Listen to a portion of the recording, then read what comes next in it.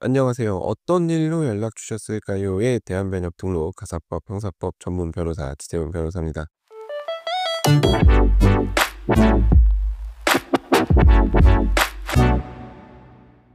오늘은 다소 민감할 수 있는 주제에 대해서 얘기해 보려고 해요. 변호사를 찾을 때 가장 먼저 고민되는 수임료와 관련된 이야기입니다. 최근에 제가 사건을 잘 마무리하고 의뢰인분과 얘기할 기회가 있었는데요. 수임료 얘기를 하시더라고요. 솔직히 저한테 사건을 맡긴 이유 중 하나가 수임료였는데, 근데 제가 성공보수를 따로 받지 않거든요. 그래서 성공보수를 따로 받지 않는다는 점에 혹해서 맡기셨는데, 물론 이제 맡기실 때 그 생각을 하셨다고 해요. 성공보수를 따로 받지 않는데 이 변호사가 과연 끝까지 내 사건을 제대로 신경을 써 줄까? 뭐 이런 걸 걱정을 하셨다고 하는데, 저희 사무실 오셔 가지고 제 목소리 듣고 제 얼굴 보시고 저랑 상담을 해 보니까 '아, 이 변호사는 끝까지 해줄 것 같다.'라는 생각이 들어서 그냥 믿고 맡기셨다고, 예, 그러시더라고요. 그래서 어쨌든 그래서 맡겼는데, 다 끝나고 보니까 "변호사님 수임료 더 받으셔도 되겠다." 이런 생각이 드셨다고 그러시더라고요. 그렇다고 제가 수임료를 또 저렴하게 받느냐 하면 그건 또 아니에요. 어떤 분들은 다른 데보다 비싸다고 얘기하시는 분들도 많아요. "변호사님 다른 데는 좀 더 싸게 해 준다던데요. 수임료 좀 비싼 것 같은데요." 충분히 이해합니다. 법적인 문제에 직면했을 때 예상치 못한 비용 부담이 크죠. 몇백씩 되는 비용이 결코 적은 비용은 아니니까요. 비용을 조금이라도 아끼고 싶은 마음은 누구나 같을 겁니다. 하지만 저는 이때 단호하게 말씀드리죠. "그러면 그쪽에 맡기시는 게 좋겠다."고요. 저도 제가 어디까지 해 드릴 수 있는지, 의뢰인분들이 어느 정도면 돈 아깝다는 생각이 들지 않을지 고민해서 말씀드리는 비용이거든요. 그래서 다른 곳과 비교해서 제가 그 금액에 맞춰 드린다는 얘기는 지금까지도 하지 않았고, 아마 앞으로도 그런 얘기 할 일은 없지 않을까 그렇게 생각을 합니다. 그래서 오늘은 변호사를 선택할 때 수임료를 기준으로 삼는 게 과연 어떤지, 그리고 저렴한 수임료의 함정에 대해서 한번 얘기를 해 보겠습니다. 요즘 인터넷을 조금만 검색해 보셔도 변호사 광고가 참 많죠.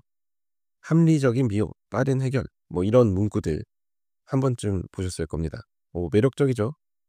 보통 합리적인 비용이라고 쓰면, 예, 수임료가 저렴하다는 뜻이에요. 예, 보통 그렇더라고요, 제가 보니까. 그리고 어 어쨌든 비용도 적게 들고 사건도 빨리 끝난다니까 뭐 누가 마다하겠습니까? 근데 인제 이런 광고 뒤에 숨겨진 현실을 아실 필요는 있어요. 수임료가 지나치게 저렴하면 박리담회일 가능성이 높습니다. 박리담회 방식으로 사건을 처리하는 거죠.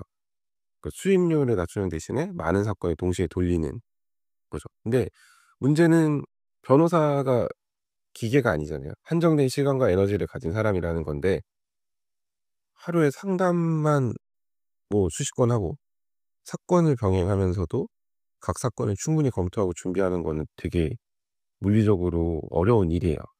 그러다 보니까 사건 하나하나에 충분한 시간과 노력을 들일 수 없는 상황이 발생할 수 있죠, 진짜 너무 많이 사건을 받으면요.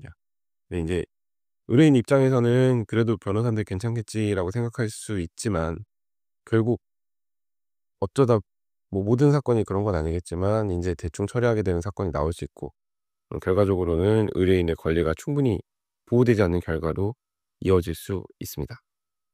법적인 분쟁은 단순한 서류 한 장으로 끝나는 일이 아닙니다.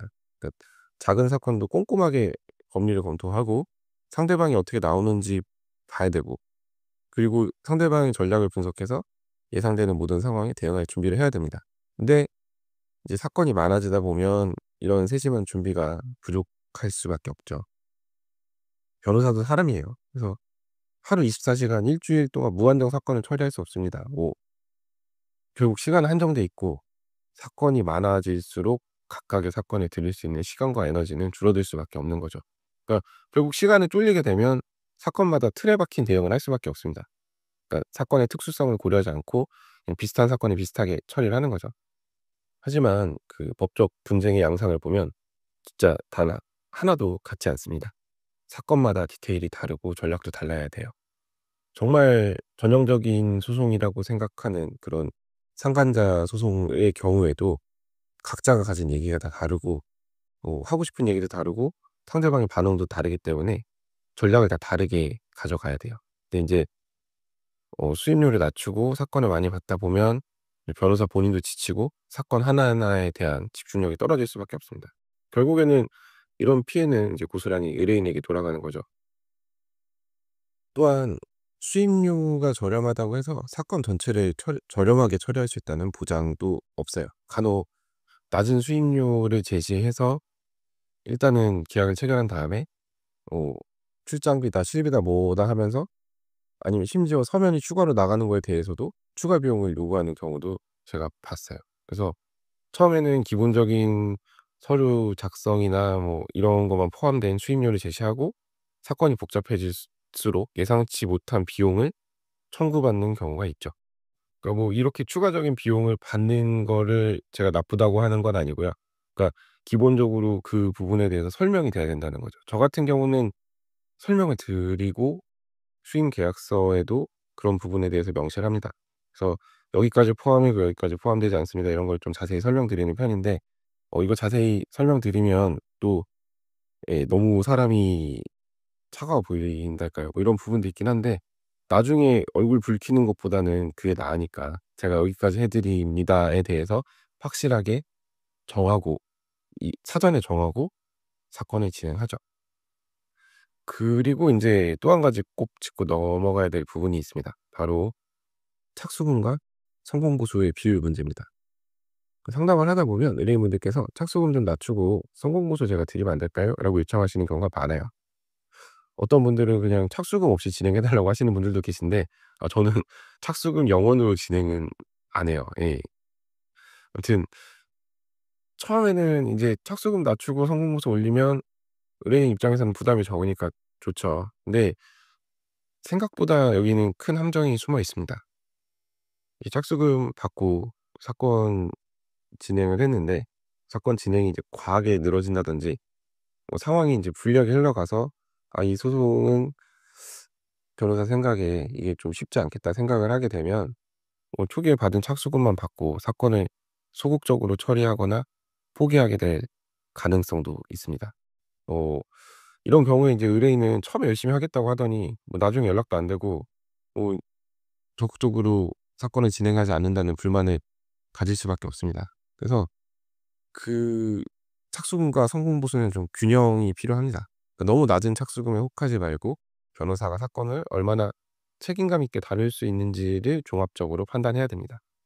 단순히 당장의 부담을 줄이겠다는 생각으로 착수금을 낮추기보다는 사건 전체를 안정적이고 책임감 있게 진행할 수 있는 조건인지 꼼꼼히 따져보는 것이 중요합니다.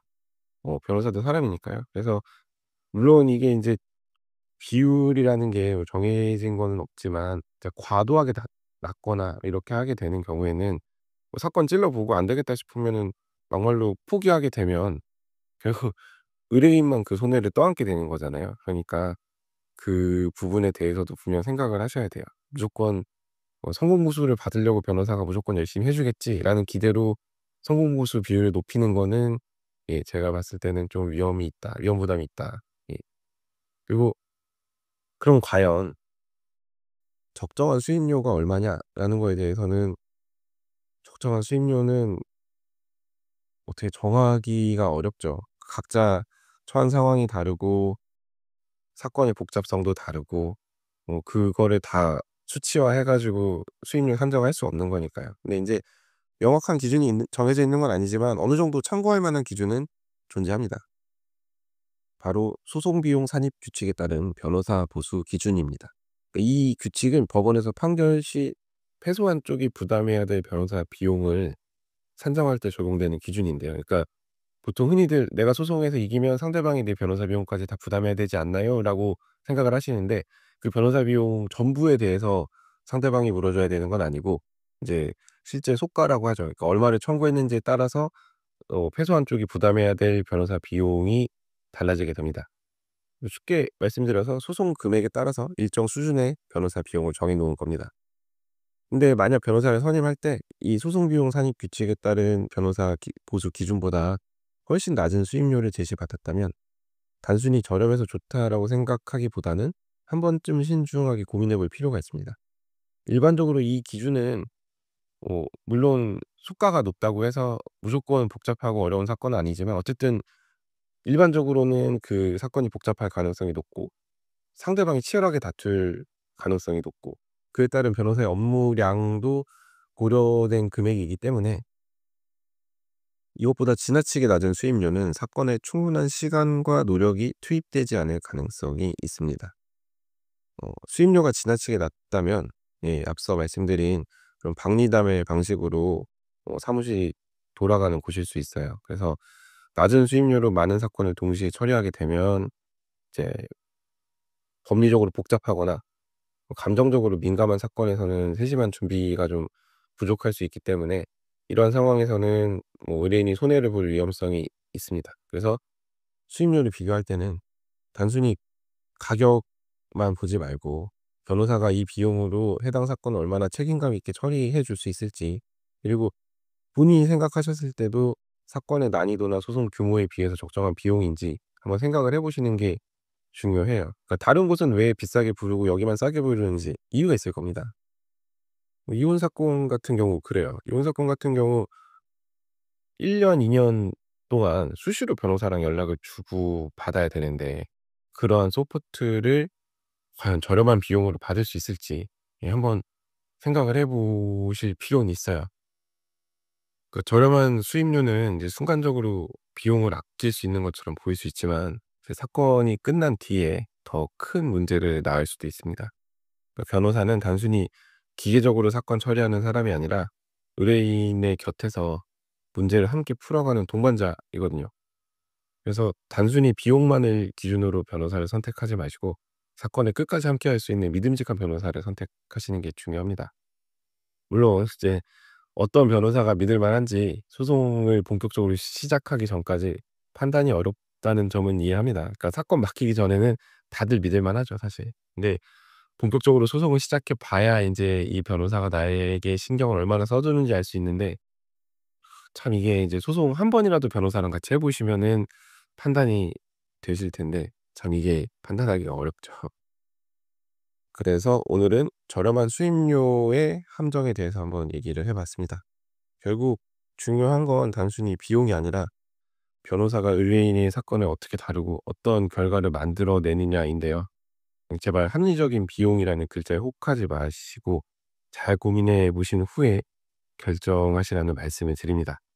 사건이 중간에 꼬여 버리면 다른 변호사에게 사건을 다시 맡겨야 되고 결국 비용 이중으로 발생을 하거든요. 그래서 어 수임료 물론 그래요.